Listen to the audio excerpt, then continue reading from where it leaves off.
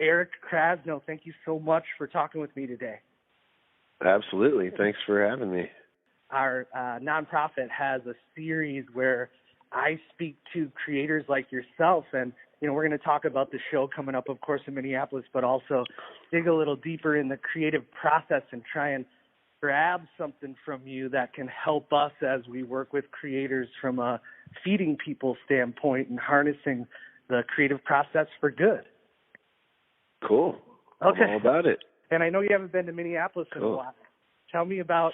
Yeah, I haven't been in a while.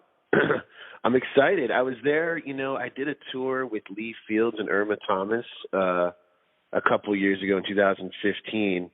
And Prince actually came out to the show, and then we went out and went to one of those jam sessions. I'm blanking on where we went, but it was, Sonny T and like a lot of the guys from Prince's band were there.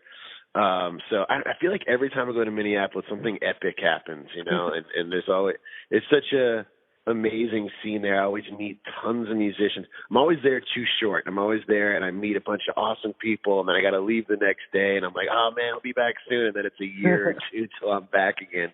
But I always have a blast, man. And it's always a really positive experience. Well, and I'll tell you, you're obviously keyed into the right crew there. Sonny T actually plays with one of our collaborators, Alex Rossi, and we just saw him the other weekend at First Ave. And I don't know if maybe you guys were out at Paisley Park, but that sounds like a no. We didn't make it out there, but it was. It's like they have a weekly jam session there.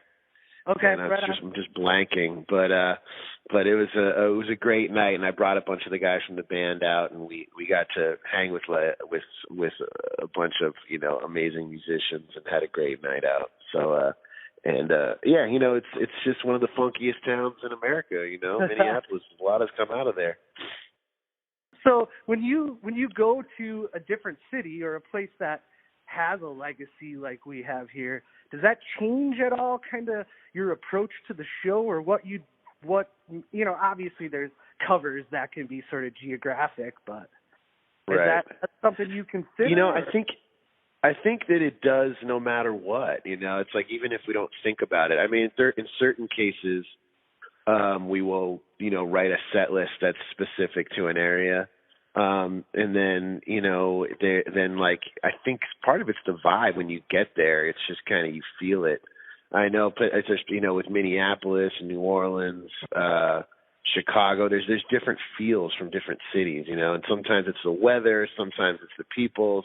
And I think it's a combination of those things that I think influence what you create, And I think in the scene that we're in, the bands that I'm in, we try to allow that to influence what we're doing, I think that's important to us, to play to the vibe, not to sound too cosmic, but we got to let the vibe of the atmosphere and the people influence what we're doing. That's kind of what we're about.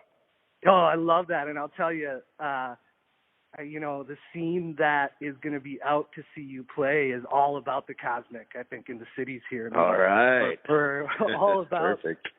touching each other's energy and feeling that community vibe of the celebration that is music. And it makes me think of,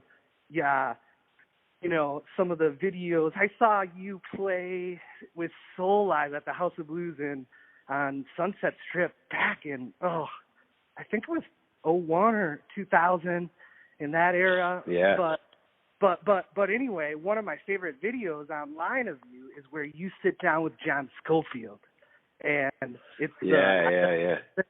Wow. I mean, tell me about that experience and doing something like that. I mean, it's pretty nerve-wracking to play with your hero. He's definitely one of my all-time heroes and one of the sweetest people ever, and has really been great to me in my career in general, and always been very resourceful to me, and also I just look up to him. He's a teacher, and also not only as a player, but as someone who's kept his career fresh for so long, and just constantly makes new music and making new albums, and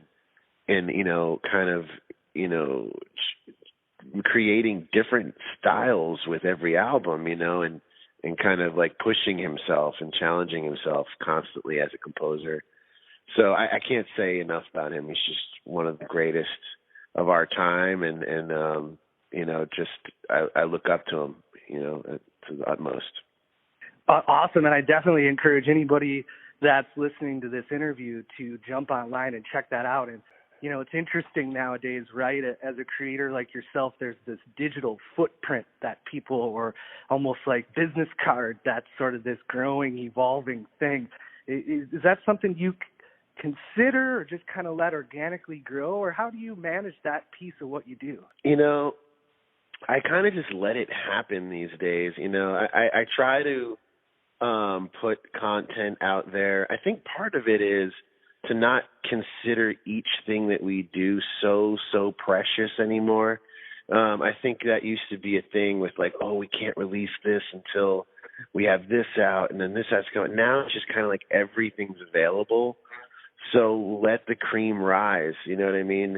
And so I think it's about just getting as much out there. It's really funny because you never know. Like there's certain videos that I've spent like a lot of time on. I did a whole animation video for one of my songs that I still love so much. This song called On the Rise. A guy named Curtis Peele made a video for me, and I love it to death. But like, for example, that one got less plays than like me in my van singing harmonies with my band playing like a ukulele, you know, and which we did on my phone, you know.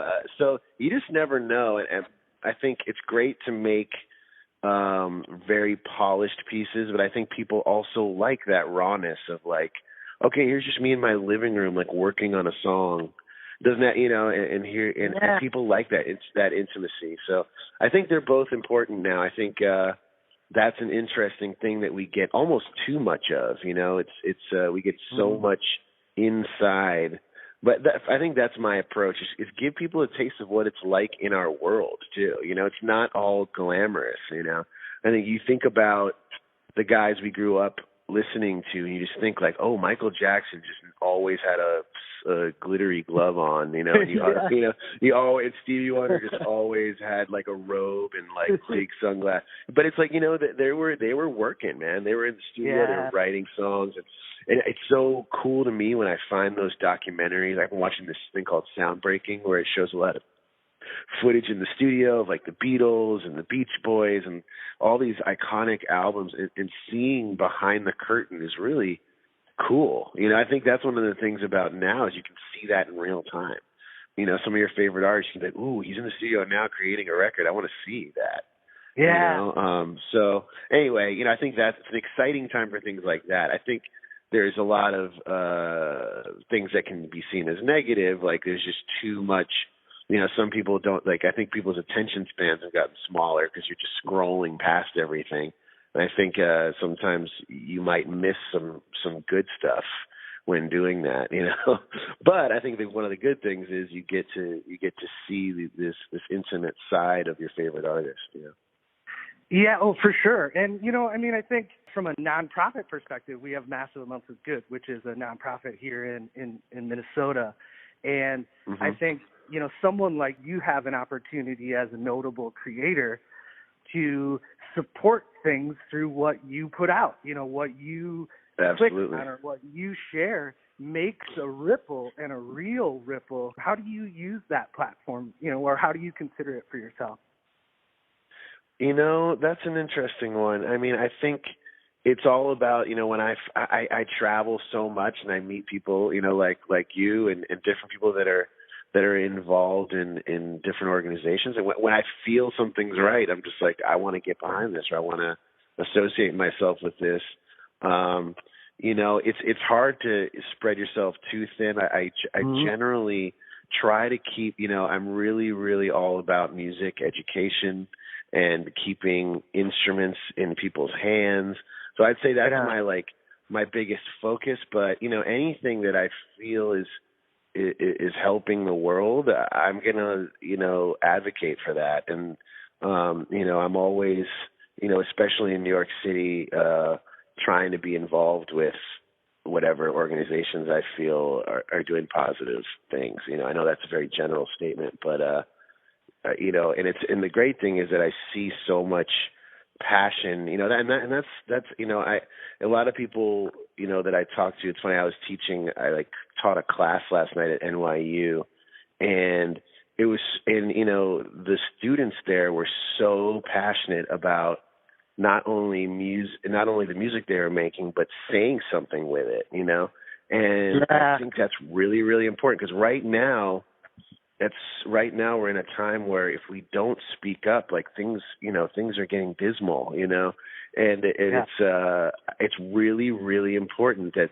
a renaissance happens. I mean, the one thing I can say is that in times like this, great art is made, and great art is spread. I mean, think about Vietnam, the 60s. Think about the greatest music eras have been in really dark times, and I'm not trying to make it darker by saying this, but it's a time right now where we're making great music, and not that it all has to say political things, but I think we have to strive to say what's on our mind and don't edit it just for popularity.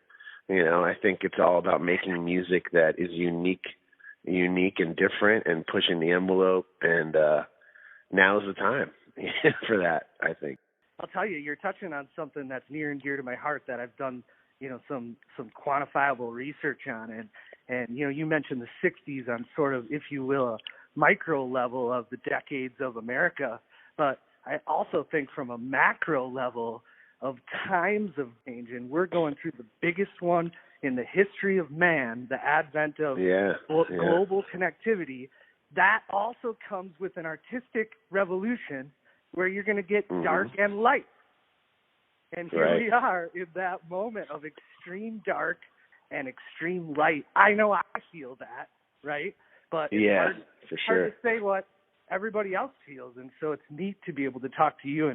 And you feel that when you're on the road? Do you feel the wave of people wanting to make a positive change? Oh, definitely. We were just on tour this past few weeks, and the people want great music more than ever, man. It's like we sold out 7 of the shows we just did, and people really want to come together right now and make some, make some great music and hope to affect the world. And it's a crazy time right now, but there's a lot of hope. People are realizing that we need to band together and make a difference, and I'm sounding so bumper stickerish right now, but it's true, man, Yeah. Well, it's a profound truth right now, so it transcends the bumper sticker analogy, I think. And right. I want to dig in real quick here about your creative process. So we're very interested in that Massive Amounts of Good is creators speaking on how they create, and I would love it if you could maybe share a story of a creative moment you've had with somebody and expand on that a little. Well, to me, what I've learned is staying in tune with your surroundings, and staying in tune with yourself. I mean, it's the most basic thing, but it's kind of because every time I create a song or an album, it's a different method, and it has to be a different method. Once it becomes, okay, here's my formula, you start to fall into the same thing, right? So for me, it's really about being in tune in the moment, so okay, a door creaks and that makes me think of, this song or this melody or whatever. I have to in that moment be able to say, okay, I'm going to not necessarily make this song down, but take note of this idea, put this idea down, make sure that I know that it's there. And the one technology thing that I use all the time is voice memos and my notes on my phone. Every time I'm around something that from a line, it might be a line from a movie or someone's car driving by and the radio's playing this melody, or I always try now to go, okay, stop for a second, put this creative moment in remember this. And then later when I'm kind of grabbing at things, I have things to grab at, And then sometimes it'll just come out and I'll get home with it. Oh, this is a song. I'm going to finish this now. One thing that's been helping me lately is limitations. One thing that because now, like, we sit down at a computer, we've got every sound available, every loop available. We've got all these tools, but sometimes looking at a massive toolbox, or like you're looking at a huge menu at a restaurant, you can't decide what you actually want. So like, I've been kind of saying lately, I've been just using a microphone to record when I'm writing. So basically, if whether it's like playing some drums on a table or a shaker, and then my acoustic guitar and a vocal, I'm trying to like make songs that way, and it's been a really cool creative like thing for me. Sometimes those limitations are really cool. So that's one thing. Another, as far as a story that I like to tell is I got to produce Aaron Neville's record last year, and he basically, we met up and he was like, I've been writing these poems for years, and he gave me a stack of poems and said, I want to make music with this.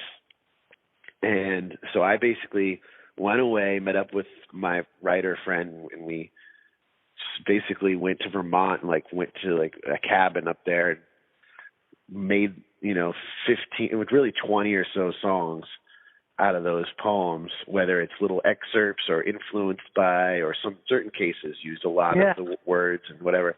And that was how we made the record, and it was a really cool way to make a record, because it was like, the concept was kind of just in him, and he was using it helped that he had all these words.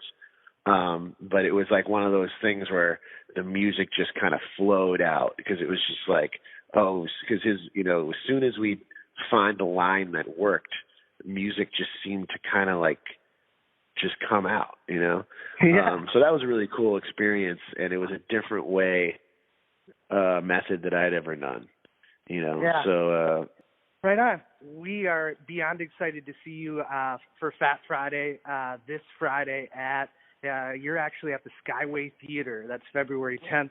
But I encourage anybody listening to this to, if you're in another part of the country, check out Eric and his various projects and everything he does. I mean, we're talking about somebody that's, ridiculously dialed into the matrix here and the energy of the guitar and performance. So we're so excited to have you. Travel safe, Eric, and thank you so much for your time today.